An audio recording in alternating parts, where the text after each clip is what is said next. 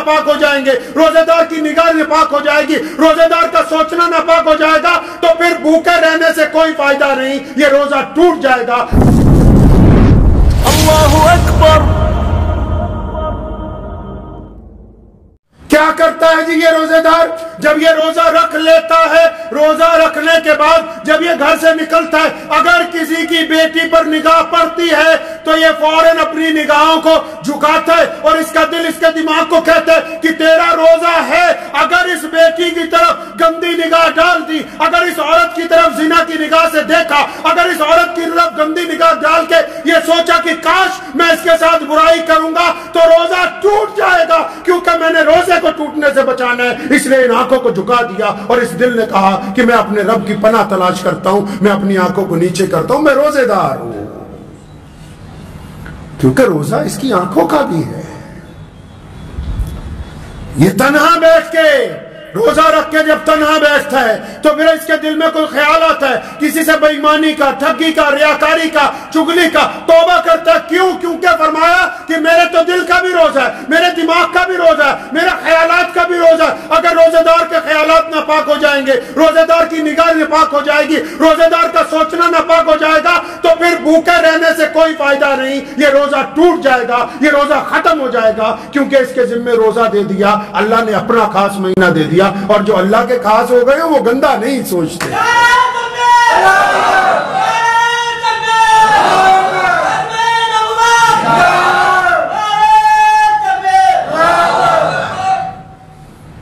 یہ روزے دار جب آفس میں کام کے لیے بیٹھتا ہے یا دیہڑی پہ جاتا ہے یا گھر میں ہوتا ہے تو پھر یہ ان ہاتھوں سے کوئی غلط کام نہیں کرتا، ان ہاتھوں سے غلط سودا نہیں تولتا، ان ہاتھوں سے رشوت نہیں لیتا، ان ہاتھوں سے رشوت دیتا نہیں ہے، ان ہاتھوں سے کسی کو مارتا نہیں ہے، ان ہاتھوں سے کسی کے ساتھ غلط کام نہیں کرتا، کیونکہ جب یہ ہاتھ اٹھاتا ہے کسی غلط کام کے لیے تو پھر اس کا دل اس کو بتاتا ہے، اس کا ذہن اس کو اپلائی کرتا ہے کہ عبدالرحمن تیرا روزہ ہے، اور روزے دار کے ہاتھ غلط کام کے لیے اٹھ نہیں سکتے۔ اگر ان ہاتھوں کو غلط کام کے لیے اٹھا دیا تو پھر روزہ جاتا رہا، پھر بھوکے رہنے سے کوئی فائدہ نہیں ہے۔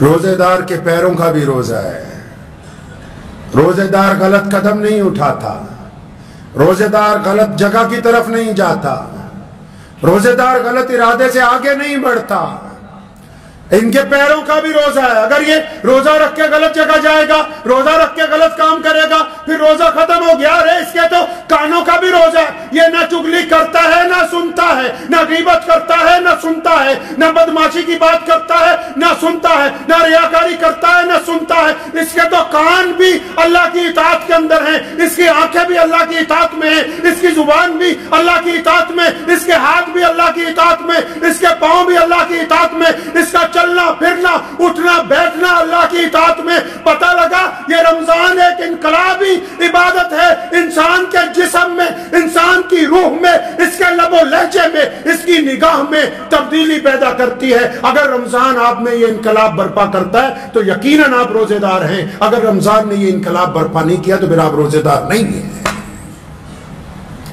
یہ کس نے کہا کہ صرف بھوکا رہنے کا نام روزہ ہے؟ فرمایا متقی بن جاؤ۔ اللہ کو بڑا شوق ہے، آپ کبھی قرآن پڑھیں گے نا، بار بار ہر بات پہ اللہ چاہتے ہیں بندے میرے نماز پڑھیں۔ کیوں یا اللہ کیوں ہم نماز پڑھیں؟ فرمایا متقی بن جاؤ۔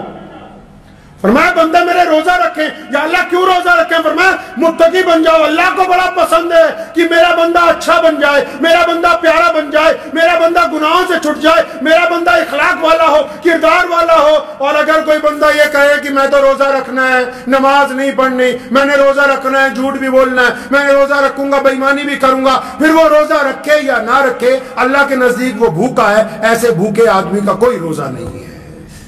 اور رمضان شریف میں آپ نے دیکھا ہوگا ابھی بہت سارے چندے والوں نے آنا ہے، لیکن ہماری سوچ نیگیٹو ہو گئی۔ رسول اللہ صلی اللہ علیہ وسلم کی سب سے سونی سنت پتہ ہے آپ کو کیا ہے؟ فجر کی 2 سنتیں، داڑھی رکھنا، 33 دفعہ سبحان اللہ پڑھنا۔ بہت ساری سنتیں یاد ہوگی، لیکن سب سے پیاری سنت یہ ہے، سونے محمد صلی اللہ علیہ وسلم چاہتے ہیں کہ میری امت کے لوگ پازیٹو سوچیں، اچھا سوچیں، مثبت سوچیں، ٹھیک طریقے سے سوچیں. کسی کو اچھے کو دیکھ کے یہ نہ سمجھے کہ یہ زناکار ہوگا, کسی بڑے آدمی کو دیکھ کے یہ نہ سمجھے یہ مکار ہوگا, اپنے کسی بھائی کو ترقی دیکھتے یہ نہ سوچو کہ یہ بے ایمانی کر رہا ہوگا. آپ کو دوسرے کے دل کا حال کیا پتا ہو سکتا ہے؟ آپ نے تو خود اپنے بات سے طے کر لیا کہ نہیں جی یہ تو بے ایمان ہے. اللہ کے نبی نے منع فرمایا, کہیں صلی اللہ علیہ وسلم, صلی اللہ نبی علیہ السلام نے منع فرمایا. اپنے پاس سے اندازے نہ لگائیں.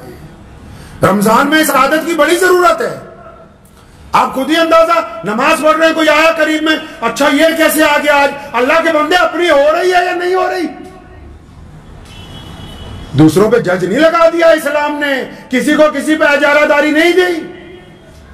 صرف رسول اللہ کے وارثوں کو, کن کو, علماء کو, اور ان کو بھی یہ ٹھیکہ نہیں دے دیا کہ جس کو مرضی پکڑ کے کہیں تو نے یہ نہیں کیا. ان کے لیے بھی یہ جگہ بنائی مسجد میں ممبر رسول, اور حکم ہوا کہ جمعے والے دن بتاؤ مسلمانوں کو کیا اچھا ہے کیا برا. یہ نہیں کہ تم کسی ایک کو پکڑ کے سرے بازار اس کی بے عزتی کرتے پھرو. اسلام نے کسی کو کسی کے اوپر جج نہیں لگایا کہ تم دوسروں کے لیے فتوے تلاش کرتے پھرو.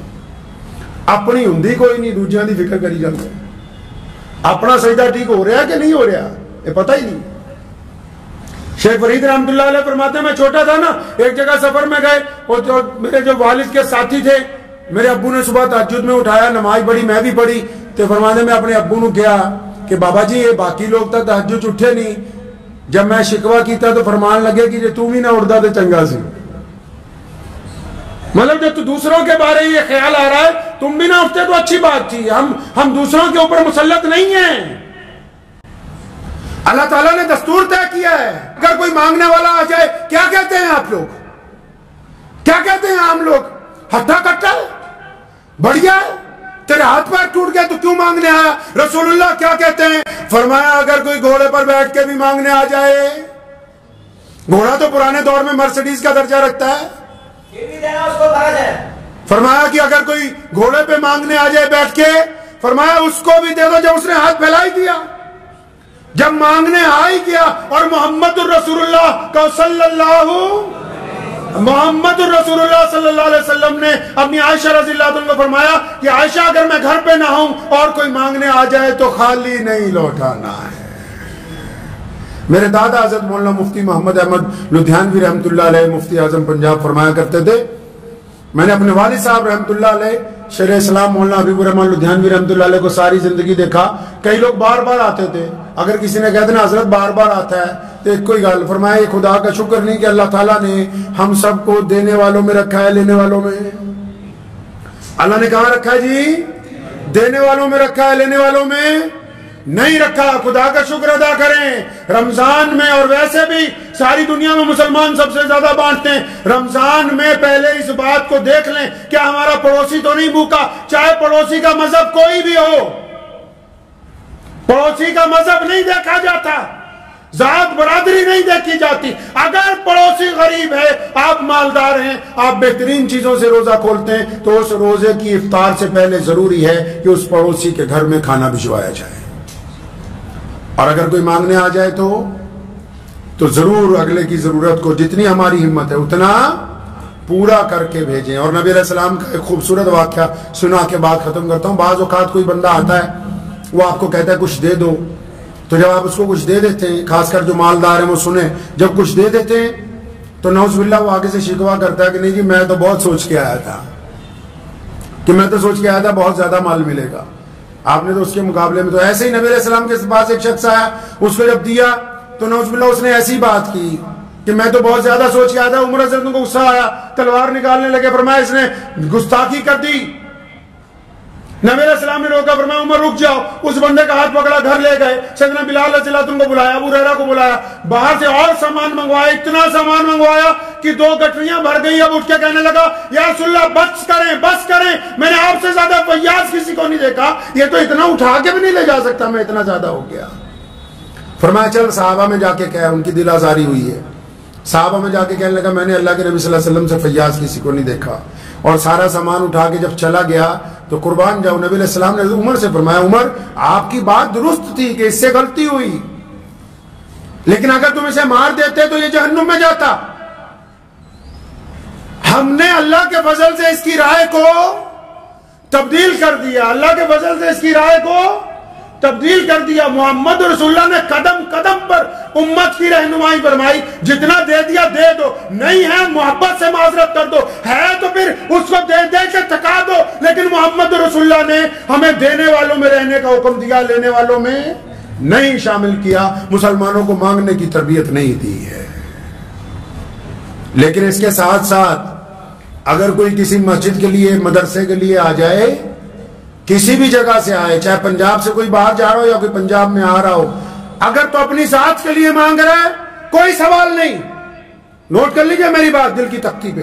کوئی اپنی ذات کے لیے مانگ رہا ہے کہ میری بچی کی شادی ہے, میرے گھر میں مجبوری ہے, مجھے اپنے, چاہے جھوٹ بول کے مانگ رہا ہے. کوئی اپنی ذات کے لیے ہاتھ پھیلا رہا ہے کہ اللہ کے واسطے دو, پھر بنا سوال کے دو. لیکن اگر کسی مسجد کے نام پر, مدرسے کے نام پر جھوٹ بول رہا ہے تو پہلے اس علاقے کے کسی بڑے عالم کو پوچھو کہ یہ بندہ صحیح ہے یا غلط ہے, کیونکہ اللہ اور اس کے رسول کے نام پر جھوٹ برداشت نہیں کیا جا سکتا ہے. اس کا طریقہ یہی ہے کہ بس اس صوبے کے, جس صوبے سے وہ آ رہا ہے, وہاں کے بڑے علماء کو, کسی بھی مرکز کو فون کر کے اس کی فوٹو کھینچ کے پوچھیں کہ بھائی یہ بندہ آپ کے یہاں سے فلاں مسجد, فلاں مدرسے سے آیا, بالکل درست ہے, کیونکہ وہ امانت والا ہے. ہم اس کو نہیں دے رہے, ہم تو اس کے سپرد امانت کرنے لگے, اور ہم چاہتے ہیں کہ امانت اس جگہ پہنچ جائے جس جگہ کے لیے لی جا رہی ہے. لیکن اگر وہ اپنی ذات کے لیے, اکثر میں کئی لوگ جب جھوٹا چندہ کرتے پکڑے گئے, کئی مدرسے والے, مسجد والے, تو میں نے ان سے گزارش کی, میں کہا اگر تو صرف اپنے لیے مانگتا تو تیرے سے پوچھ تاچھ نہ ہوتی. اپنے لیے اگر صرف مانگتا پھر نہ پوچھ تاچھ ہوتی. پھر تو ہم کہتے کہ چلو درست ہے. تو اپنے ذہن کو پوزیٹیو رکھنا ہے. کیا رکھنا ہے جی؟ پوزیٹیو رکھنا ہے. گھر میں اگر کھانا لیٹ ہو گیا, پوزیٹیو ویو رکھنی, کوئی وجہ ہو گئی ہوگی, کوئی دیر سے آ رہا ہے, ویو کو پوزیٹیو رکھنا ہے, ذہنیت کو ناپاک نہیں ہونے دینا. کوئی سفیر آ رہا ہے, کوئی بزرگ آ رہا ہے, تو یہ ذہن میں رکھنا ہے کہ اللہ کے دین کے لیے نکلیں. کون آتا ہے کسی کے لیے مانگنے کے لیے؟ اگر کسی سفیر کو مسجد والوں نے ٹھہرا لیا تو کوئی احسان کا کام نہیں کیا. اگر تم دین کا کام کر رہے ہو, وہ بھی دین کا کام کر رہا ہے. اگر ان کو 2 وقت کھانا کھلا دیا تو کوئی بڑا کمال کا کام نہیں کیا. آپ اگر دین کا کام کر رہے ہیں, وہ بھی دین کے لیے مانگنے کے لیے نکلے ہیں. بے ایمانوں کو پکڑنا ایک الگ بات ہے, لیکن اچھے لوگوں کی حوصلہ افزائی کرنی ہمارا کام ہے. محمد رسول اللہ کی سنت ہے کہ جب بھی کسی نے نیکی کے لیے قدم بڑھایا, محمد رسول اللہ نے اسے شاباش دی ہے, ہمت افزائی کی ہے نیک لوگوں کی, نیک لوگوں کو دلاسا دیا ہے. قرآن نے بھی دلاسا دیا نیکوکاروں کو بھی, اور اللہ نے, رسول اللہ نے تو گنہگاروں کو بھی دلاسا کیا کہ ما غرک بربک الکریم, کہ آؤ میرے بندو, ڈرتے کیوں, آؤ تو صحیح میری طرف, میں تمہارا کریم رب تمہیں معاف کرنے کے لیے تیار ہوں. تو امید ہے کہ آپ کو یہ ویڈیو پسند آئی ہوگی. اگر پسند آئی ہو تو یہ آپ اپنے دوستوں کے ساتھ شیئر کریں, اور اس چینل کو سبسکرائب ضرور کریں.